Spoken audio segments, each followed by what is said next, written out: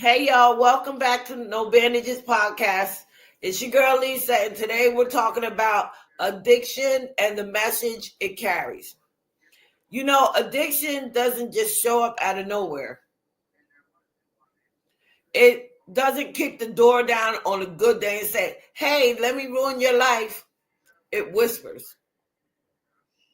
It comes when it's quiet, when you're tired, when you're hurt, when you feel unseen, when you feel like nobody really knows. And that's what I want to talk about today. Not just addiction itself, but the message it carries. Because addiction always carries a message. And if we don't learn how to hear it, we'll keep trying to silence it instead of heal from it. For me, addiction wasn't about wanting to get high. It was about wanting to escape. It was about wanting peace. It was about wanting the noise in my head to finally shut up. Addiction told me I can help you get through this for a while. Yeah, I believed it, and it did. That's the part people don't like to talk about. Addiction doesn't start as destruction. It starts as relief. It starts as something that feels like it's helping you. It's helping you cope. And when you've been carrying trauma, pain, abandonment, guilt, and shame for years, that feels like a miracle. But here's the truth I had to learn the hard way. Addiction doesn't remove pain. It delays it. And while it's delaying it, it's quietly adding more shame, more loss, more broken trust, more distance between who you are and who you could be. For a long time, I thought addiction was the problem. But the deeper I went into recovery, the more I realized addiction was the symptom. The message underneath it was screaming, something in you needs healing. Addiction was trying to numb wounds I didn't know how to name, wounds I didn't feel safe enough to understand. So instead of asking myself, why can't I stop? I started asking myself, what am I trying to escape? That question changed everything. Because when you start to sit with it, addiction often shows up where there was neglect, where there was trauma, where there was silence, where there was pressure to be strong too early, where there was pain that never got acknowledged. Addiction says you don't have to feel this right now. And when you don't think you can survive the feelings, that sounds like a gift. But it's a lie with a time limit. And eventually the same thing that numbed the pain becomes the thing that's causing it. That's when addiction changes its message. At first it says, I got you. Later it says, you can't live without me.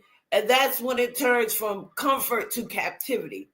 I know what it feels like when addiction calls your name, not out loud, but in your body, in your thoughts, in that familiar pull that says, just one more time. And sometimes it doesn't even sound like addiction anymore. Sometimes it sounds like guilt, like loneliness, like boredom, like anger, like grief. Sometimes it shows up all dressed up like an old friend. And when you're in recovery, that's when the real work begins because you can't numb anymore. You have to listen because recovery isn't just about staying clean. It's about finally hearing the message you were trying to drown out. For me, recovery forced me to sit with myself, to sit with the emotions I ran from, to sit with the consequences I avoided, to sit with the version of me that I never felt enough. I won't lie to you. It's uncomfortable. That part is messy. That part is painful, but it's also where the healing starts. Because once you realize addiction was trying to tell you something you can fight, you can start understanding yourself. Addiction was telling me I needed safety. I needed connection. I needed forgiveness, especially for myself. I needed to believe that my life was worth protecting. And when I started answering those needs in healthier ways, the grip of addiction had on me is starting to loosen. Not overnight, not perfectly, but honestly. Recovery taught me that urges aren't failures, they're messages. They're reminders that something inside you needs attention. And instead of judging yourself for feeling them, you can ask, what do I need to do now? Do I need rest? Do I need connection? Do I need to cry?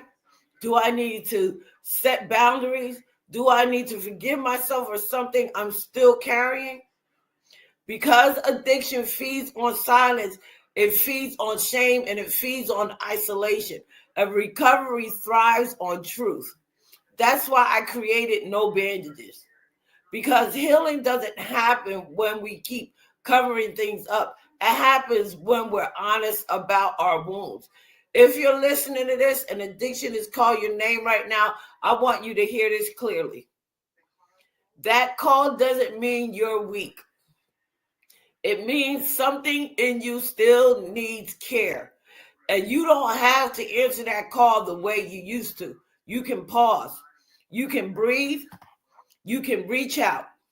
You can sit with the feeling instead of running from it. You are not broken because addiction showed up in your life. You're human and you adapted the best way you knew how at the time. And now you know better.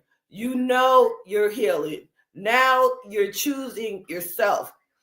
And that choice matters more than your past ever did. Addiction tried to take your voice. Recovery gave it back. If you're still in the fight, stay. Stay for the next moment. Stay for the next breath.